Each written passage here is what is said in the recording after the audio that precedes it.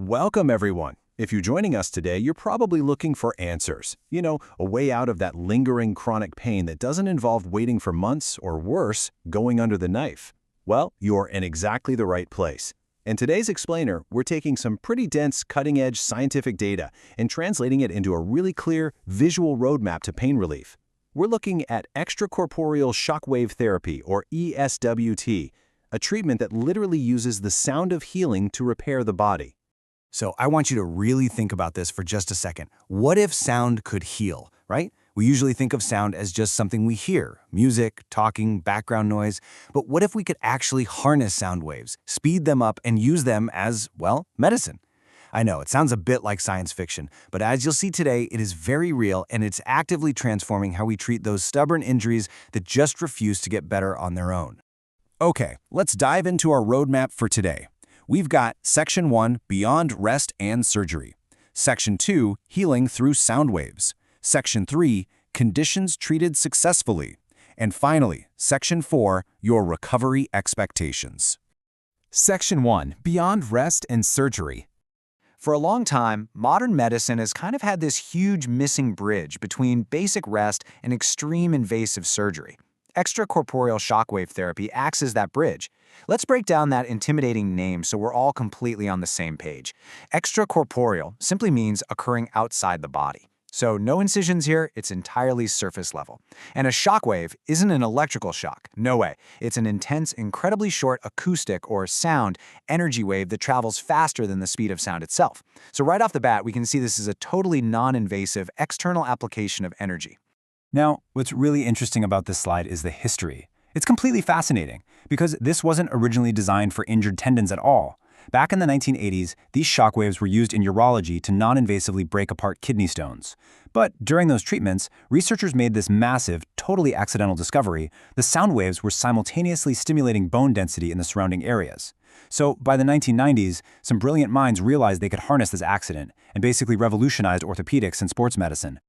Now you might be wondering, wait, isn't this just ultrasound? Well, actually no. And this comparison highlights the difference in the physics. Traditional physical therapy ultrasound uses continuous, gently rolling sinusoidal waves. Shockwave therapy, on the other hand, delivers a very sharp, super short burst of an acoustic pulse. To put that into perspective, we're talking about energy hitting up to 100 megapascals in literally less than 10 nanoseconds, which is then followed by a negative tensile phase. It's a precise, rapid, high-pressure pulse, definitely not a continuous hum. Section 2, Healing through Sound Waves. So looking beneath the skin, the secret to this whole process comes down to one big fancy word: mechanotransduction. Just think of this as the language your body speaks. It's the biological process of taking a physical mechanical force, in this case the actual push of the acoustic sound wave, and translating it into a biological set of instructions.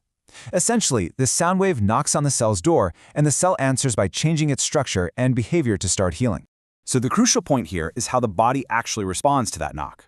During the negative phase of the wave, these tiny micro-vapor bubbles form and then collapse at incredibly high speeds. This is a process called cavitation, and it creates very safe, highly controlled microtrauma in the tissue. Imagine your chronically painful heel or elbow as a stalled car, or maybe a frozen computer screen. This microtrauma essentially tricks your body into sending fresh emergency resources to the area, practically rebooting a stalled healing process. Once that system reboots, this ultimate biological team goes to work. The body is stimulated to promote angiogenesis, which is just the building of brand new blood vessels, along with hypervascularization, which floods the area with blood to clear out inflammatory waste. At the exact same time, it accelerates collagen synthesis to repair damaged structural tendons, and the sheer mechanical force of the wave actively breaks down hardened calcium deposits. I mean, it's basically a complete tissue renovation. But I know what you're thinking. What about the pain you're feeling right now? Well, shockwave therapy tackles that immediately too.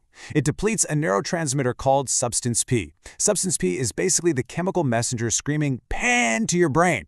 Simultaneously, the therapy overstimulates the local pain nerves, the nociceptors, which floods the central nervous system. According to the gate control theory, this overwhelming amount of sensory input literally forces the body to shut the pain gate, completely shutting off those chronic pain signals. Section 3. Conditions treated successfully. If you are an athlete or, honestly, just someone trying to get through the grocery store without wincing, this list probably looks a little too familiar. We're talking about the most stubborn musculoskeletal conditions out there. Plantar fasciitis crippling your morning steps, Achilles tendinopathy, lateral epicondylitis, tennis elbow, and calcific tendinitis mesh shoulders. It even extends to bones that stubbornly refuse to fuse and heal after a fracture. And this brilliantly illustrates how doctors customize the treatment, because these injuries happen at completely different depths. If you have a deep bone non-union or a hard calcification, they're going to use focused shock waves, which pinpoint energy to a really deep, specific target volume. But if you have a wide, superficial issue in a large muscle group or tendon, they'll use radial shock waves. Those are generated pneumatically and disperse the energy outward up to 40 millimeters to cover a much wider, shallower area. Section 4. Your recovery expectations. Let's move to and see how this builds into what you actually experience, because the protocol is incredibly simple. Step 1, the doctor applies a standard ultrasound coupling gel to your skin. This is absolutely crucial because it eliminates any air pockets, allowing the sound waves to transmit smoothly right into the tissue. Step 2, using the applicator, they deliver between 2,000 and 3,000 acoustic shocks. The whole thing, it only takes 10 to 20 minutes. Step 3, you just come back and repeat this for 3 to 5 sessions, spaced about a week apart. 0. That is the exact number of days you are going to spend recovering in a hospital bed. 0.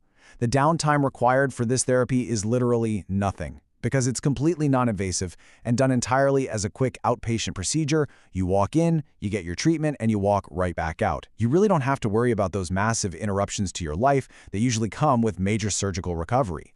And the results are what really drive this therapy's popularity. Clinical studies in the source material show that for chronic tendon conditions, we're talking about the ones that have completely failed traditional conservative therapies, extracorporeal shockwave therapy boasts a success rate ranging from 65% all the way up to an incredible 91%. That is a massive margin of success for conditions that are, quite frankly, notoriously difficult to treat.